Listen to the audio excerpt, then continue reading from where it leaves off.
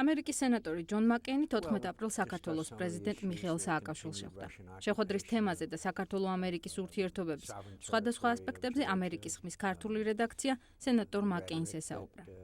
ბატონი მაკეინის თქმით, შეხვედრის დროს განხილულ თემათა შორის იყო რუსეთის მიერ საქართველოს სუვერენული ტერიტორიის ოკუპაციის გაგრძელება, მიმდინარე წელს საქართველოს ეკონომიკის სავარაუდო 6%-იანი ზრდა და ქართველი ჯარისკაცების ავღანეთში ჩასვლასთან დაკავშირებული საკითხები. საფრანგეთსა და რუსეთს შორის ვერტმფრენების ავიამზიდის, იგივე მისტრალის გაყიდვის გარიგებაზე ბატონ მაკეინს კომენტარი ვთხოვეთ. შეკითხვაზე ცვლის თუ არა რეგიონალურ ძალთა ბალანსს მისტრალის შავ ზღვაში დისლოცირება, ბატონმა მაკეინმა განაცხადა. ჩემი აზრით, სამწუხაროა, რომ ფრანგებმა ამ სახის სავაჭრო შეთანხმებას მოაწერეს ხელი. ამით შესაძლებელია რეგიონზე რუსეთის გავლენის გაზრდა, მაგრამ ეს არის რაც არის.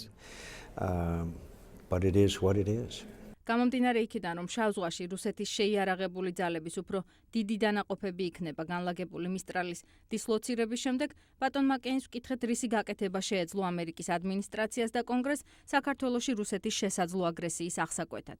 სენატორის პასუხი ამ კითხვაზე ასეთი იყო. ჩემი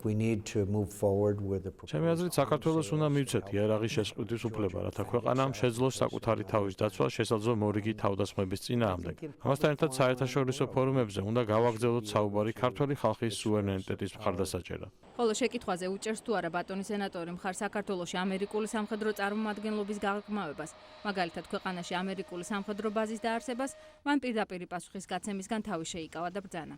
ჩემი აზრით, ეგ ჩვენს ორ ქვეყანას შორის მოლაპარაკების თემა შეიძლება იყოს, მაგრამ უფრო მნიშვნელოვანი საქართველოს ნატოში გაწევრიანება იქნებოდა. მე კვლავ მჯერა იმის, რომ მას შემდეგ, რაც საქართველო დააკმაყოფილებს ყველა მოთხოვნილებას, ის ნატოს წევრი აუცილებლად უნდა გახდეს. მარტში რუსეთსა და გაეროს შორის მნიშვნელოვან მოლაპარაკებას მოეწერა ხელი, რომლის საფუძველზეც დამოუკიდებელი სახელმწიფოების თანამეგობრობის კოლექტიური უსაფრთხოების ხელშეკრულების ორგანიზაციას რეგიონალური სამხედრო ორგანიზაციის სტატუსი მიენიჭა. ეს შეთანხმება მოსკოვში მაშინ შედგა, როცა გაეროს გენერალური მდივანი ბან კი მუნი და ამერიკის სახელმწიფო მდივანი ჰილარი კლინტონი მოსკოვში ერთად იმყოფებოდნენ. ახალი მანდატით რუსეთს რეგიონში ინტერვენციების, სამშვიდობო და სხვა საფრთხის ოპერაციების ჩატარება გაეროსგან ავტორიზაციის აღების გარეშე შეეძლება. შეკითხვაზე მიანიშნებს თუ არა ქალბატონი კლინტონის შეთანხმების ხელმოწერაზე დასწრება იმას, რომ ამერიკა რუსეთის რეგიონალურ ჰეგემონიას აღიარებს, ბატონმა მაკეინმა გვიპასუხა. I don't think that certainly is. I'm sure that is not the intention of Secretary Clinton. მე დარწმუნებული ვარ, რომ ქალბატონი კლინტონის განზრახვა ეგ არ ყოფილა, თუმცა ვისურვებდი, რომ რუსეთის მიერ საქართველოზე იერიშის შემდეგ უფრო მკაცრი რეაქცია მენახა. მაგრამ დარწმუნებული ვარ, რომ ამ ადმინისტრაციას სულს ყველაფერი გააკეთოს იმისთვის, რომ საქართველოს ტერიტორიული სუვერენიტეტი შეინარჩუნოს. შეკითხვაზე აქვს თუ არა ბატონ მაკეინს საუბარი საქართველოს ადმინისტრაციასთან, საქართველოში ადამიანის უფლებებთან და დემოკრატიის განვითარებასთან დაკავშირებულ საკითხებზე, მან განაცხადა. As friends, we always speak very frankly to each other. ჩვენ როგორც მეგობრები, ყოველთვის პირდაპირ ვესაუბრებით ერთმანეთს. ჩვენ მოვალით, რომ მეტი პროგრესი იქნას მიღწეული ადამიანის უფლებების დაცვის და დემოკრატიულ პროცესებში პოლიციისა და სასამართლოს როლის გამყარების მხრივ. სამართლიანი იქნებოდა იმის აღიარება, რომ საქართველომ ბევრ რამეს მიაღწია, თუმცა ისიც უნდა აღვნიშნოთ, რომ ჯერ ისევ ბევრია გასაკეთებელი.